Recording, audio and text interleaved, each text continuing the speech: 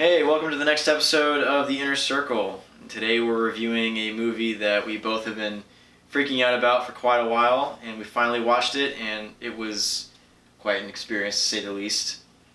I am going to bag Rick Masters. I'm gonna bag Rick Masters. It's my favorite line of the movie, To Live and Die in L.A. This is To Live and Die in L.A., William Friedkin's finest hour. Literally, from the trailer, his best movie. I like it better than The Exorcist, even though it's a different genre, so like some people wouldn't judge it the same. William Friedkin's best movie, Willem Dafoe. What's his name? I just knew it. I can't remember the actor's name, but Richard Chance is the character's name. Okay, let's just do it by the characters then. We got Richard Chance. He's hunting down Willem Dafoe playing Rick Masters. Rick Masters.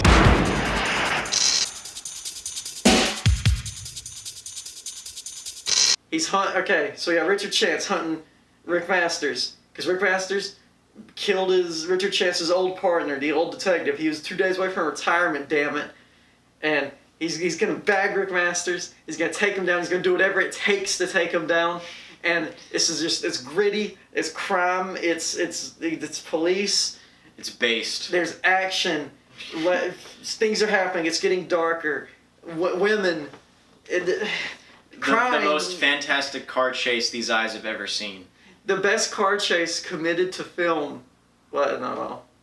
One of the best car chases committed to film. AJ, have clear thoughts.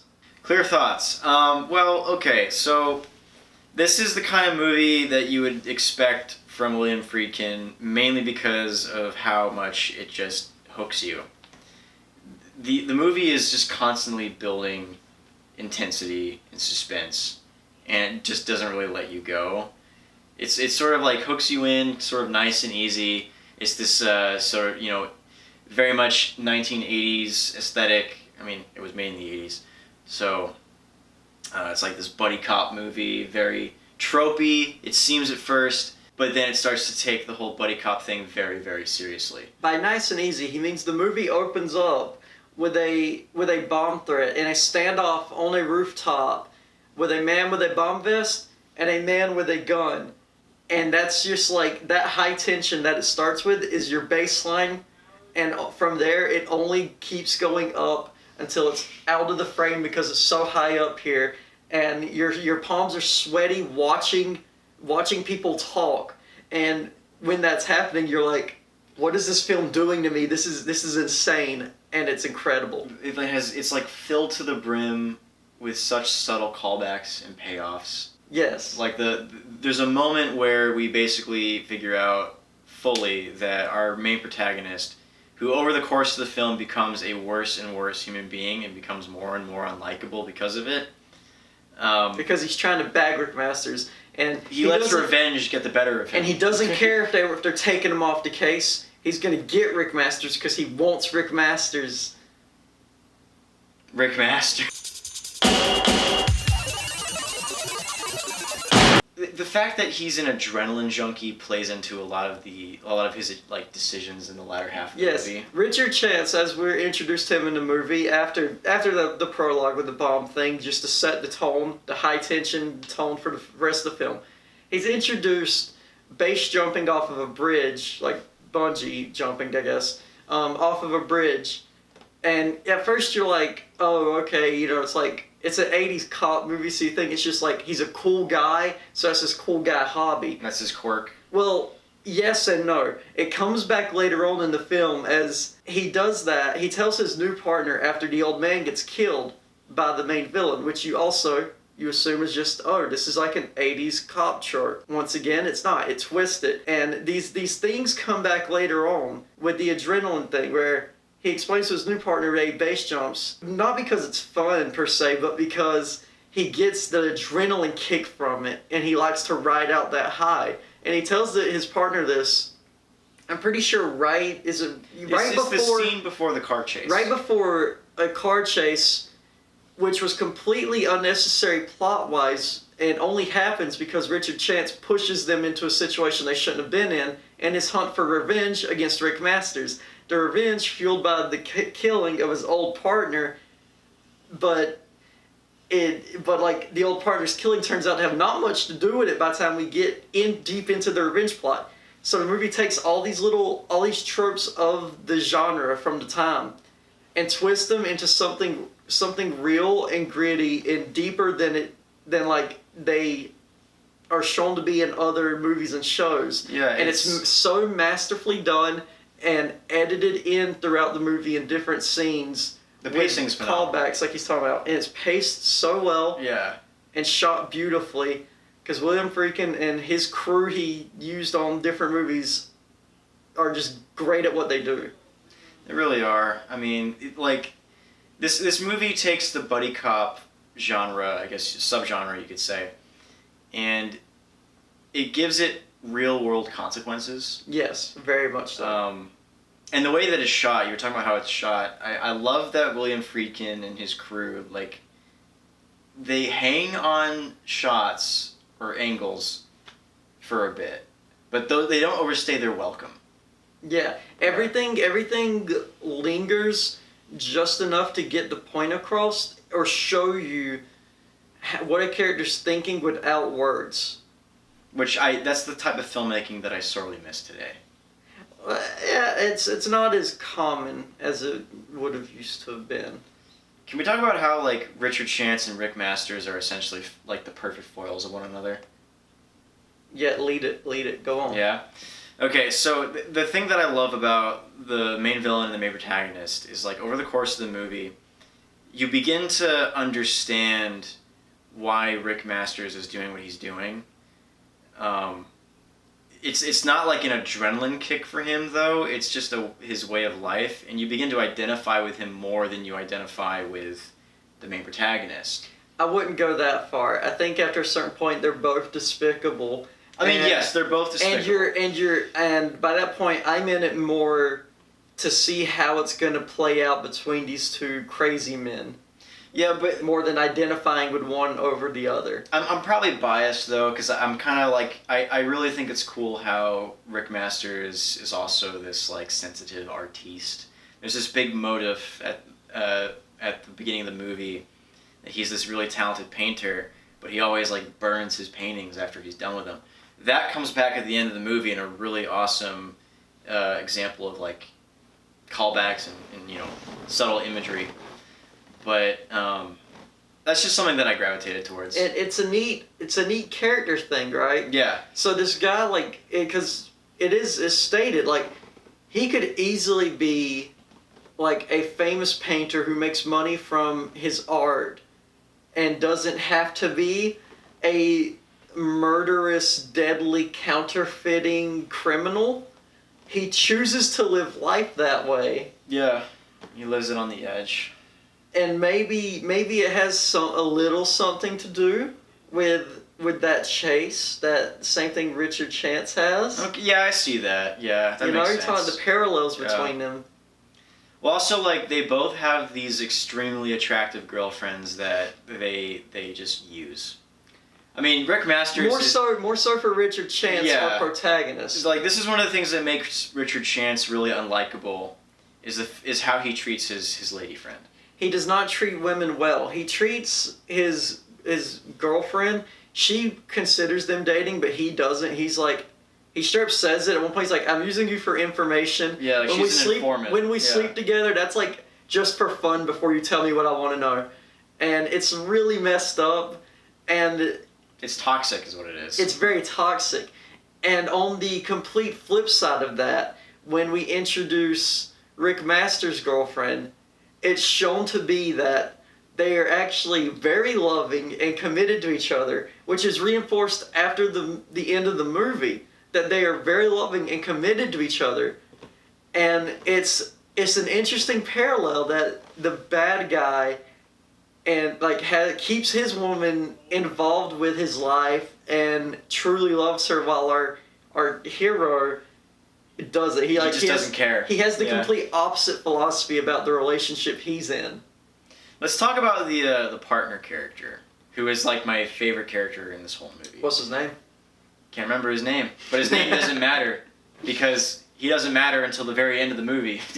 Yeah, it's true. He's introduced about I think I'd say around the end of the first act because it's a bit before he comes into the film, and then he's just kind of there tagging along as the good cop, who's in over his head with like this freaking crazy guy he just got partnered with. He's very much portrayed throughout the majority of the film as the stereotypical good cop that gets dragged into a bad situation. But like everything else in this movie, that's how it is introduced in a way that you're familiar with. And by the time the right moments happen, it flips it on its head and you get like a whole different perspective on how this was set up and how it's being paid off. His arc sort of like hits full speed by the end of the third act. And by the end of the second act.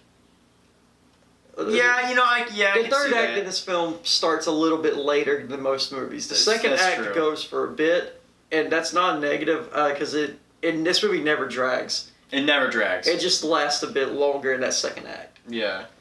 But I mean, at the same time, like he doesn't really become important until that latter half of the movie. Yeah, absolutely. And the end of his arc plays directly into the big twist of the movie, which we will not spoil. Yeah, I'm talking that kind of in circles because I don't want to spoil too much about this movie, even though it's hard to find. I had to spend $40 on the Blu-ray to get it delivered to me. It's out of print and it's not streaming anywhere, which is very unfortunate. Very unfortunate because I have told many people already to seek this film out to watch it, and I will tell whoever ends up finding this video, or if they watch this far, to seek this film out and watch it. It is worth every dollar. It's the most amazing action film I've seen in a long time. Yes, but on the topic of the partner, yeah, by the end of his arc, his character goes through an entire journey in reinvention, and it's so beautiful, and not beautiful in the way of like pretty. The whole movie's grimy, and it's steeped in like the criminal, like the high time of criminals in LA. But by the time you see the end of the film and where all the characters' stories have taken them and what happens, and with the partner specifically, so many pieces of what the movie's getting at from the very beginning click in place in a way that's almost scary, like a horror movie. Yeah, no. Now the ending is very much by the time by the time we get to the end of this movie, it's that William Friedkin vibe really makes a comeback. Yeah, like that's the reveals at the end are like, oh my god, wait a second, we need to rewind like the past 2 hours and redo this because it goes from like a fun buddy cop action film to something more serious to something dark and horrific very quickly. Yes. And the entire way through, the acting is great. The way the characters are written and the plot structure, great. The stunt work is incredible. Oh, yes. Like, the car chase, I can't imagine how they pulled that off. The car chase alone could sell this movie to almost anyone.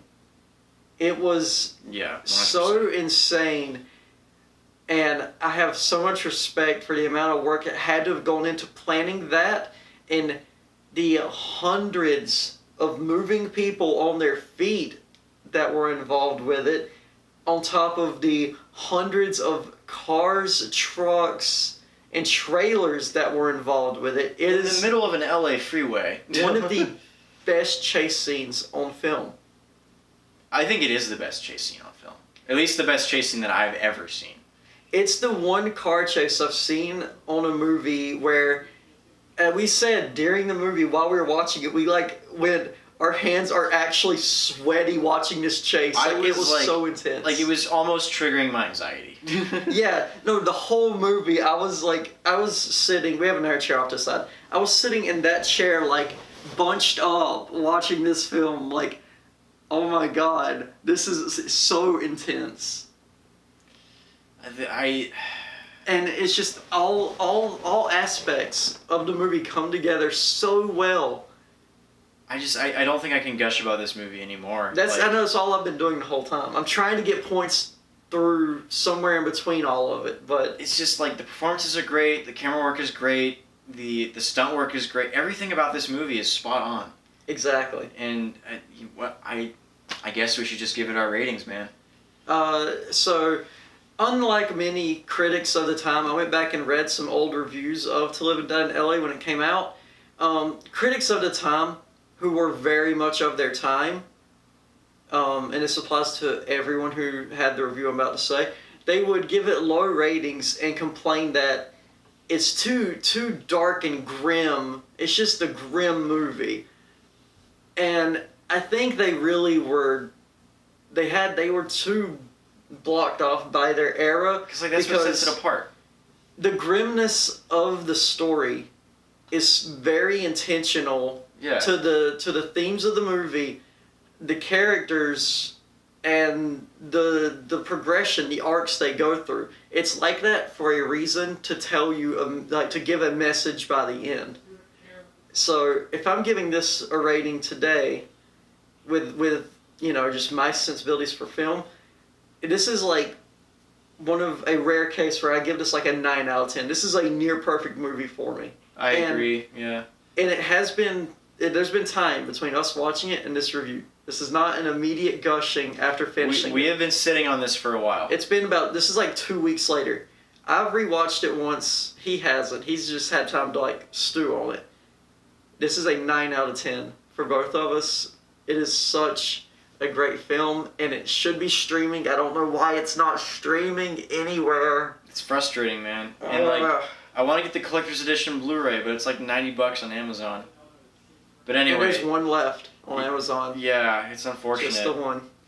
But my rating for this movie, I'm gonna give it a 9.5. 9.5. Okay. I'm just gonna get it that much, a little bit closer, because like I love it. Like this is one of those movies that I have zero issues with. Absolutely none, and those are rare.